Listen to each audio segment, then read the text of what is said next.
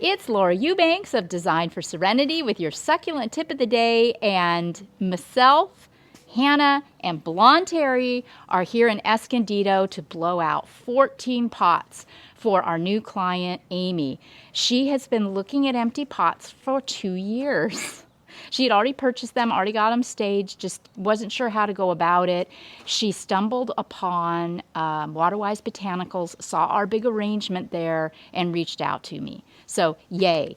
Amy's relatively new to succulents, so I really wanted to pull in not only a really great selection of plants for her, but also plants that were tough, not fussy, and that she will have the best chance of having success with. So that was what I was thinking when I went to Waterwise and to Planter Paradise in El Cajon. So here we go. We have also lots of fun top dressings that I got at Planter Paradise. It's a great place to go to get top dressings. And look at Amy's eclectic collection of pots. I have pot envy for sure. And all of these back here in this courtyard. Now, many of these plants are going to be blown out. They're just going to be packed with succulents. But I am going to practice the 3 R's and apply some restraint. There will be most likely 3 pots that will just have 1 specimen in them and then surrounded with just top dressing. So we'll see at the end of the day if I do what I say I'm going to do, and you can see, you heard it here.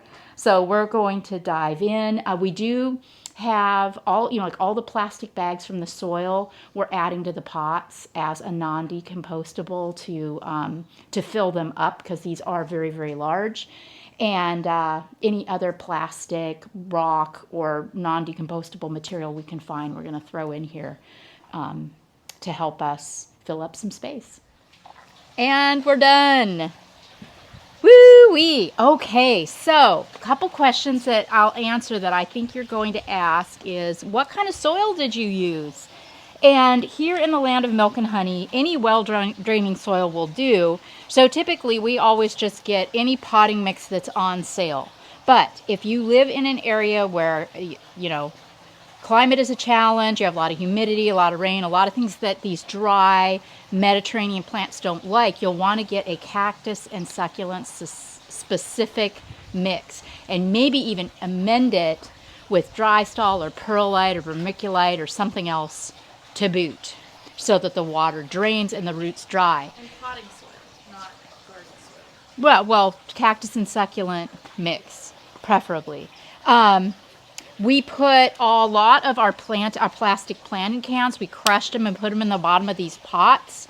I put some rock, some 3/4 inch rock from that flower bed about 3/4 of the way up this terracotta pot. And we used all of our plastic bags, and we just filled them up with as much trash and junk as we could. Another little fun design hack, these little ghosties were in this Talavera pot. She had brought it from the backyard and it was the hot mess, so I took it all apart and replanted with agaboides. But I took these cute little ghosties, which are tough as nails, and I just tucked them in here in the Athona capensis, kind of like, just tuck the cuttings right there, and they'll be fine. They will root. They'll figure it out. No problem. Also, I never realized just how delicate the leaves on this little ray of light agave are. I've always worked with it as a landscape plant. I don't think I've ever used it in a container, and I kept breaking the leaves. So, yikes. And our poor Aeonium sunburst took a bit of a hit when the Aloe Hercules fell on them in transit. So, another question that I think you're all going to ask is, how often shall the homeowner water her beautiful new plants? And I have suggested to her that she water gently, meaning just showering off all the dust, maybe just once a month. We'll try that, because I would rather they get a little too dry than they get too wet. Also, our Pilosoceras, this was such a magnificent specimen that I found at Planter Paradise, but when we went to crack it out of its can, it was literally a fresh cutting. So, yikes. I'm going to advise my client, do not water this for any reason, under any circumstances. Just let it ride. We've got, you know, thriller, filler, and spiller. It doesn't necessarily always have to mean tall, medium, short. In this arrangement, our little Aloe Dorothiae is our thriller. Then we have these cute little flat aeoniums. I got these at Waterwise, and I don't remember, tableauforme, I think they're called. But the color just played off so well in this trio. And then just the string of bananas for my spiller. I loved the Pilo because it really picked up the color of the door. And I did the black fiberglass to pick up the black accents around the window frames and the hardware, the lighting hardware. I also, you'll notice that we applied our restraint, like I said I would earlier. This little Picarnia recurvata, I just planted it and then put fiberglass all around it. Right next to this blown out pot with lots and lots of fabulous things going. This is Aloe dichotoma or quiver tree. Magnificent. I found this at Robert's. Yeah, Planter Paradise. Love, love, love that. And this, another simple, this is Mangave Lavender Lady. And it just screamed to be left as a specimen with this lavender toned pot. And then we did this black, kind of smoky gray fiberglass. Just exquisite. And then, oh, this.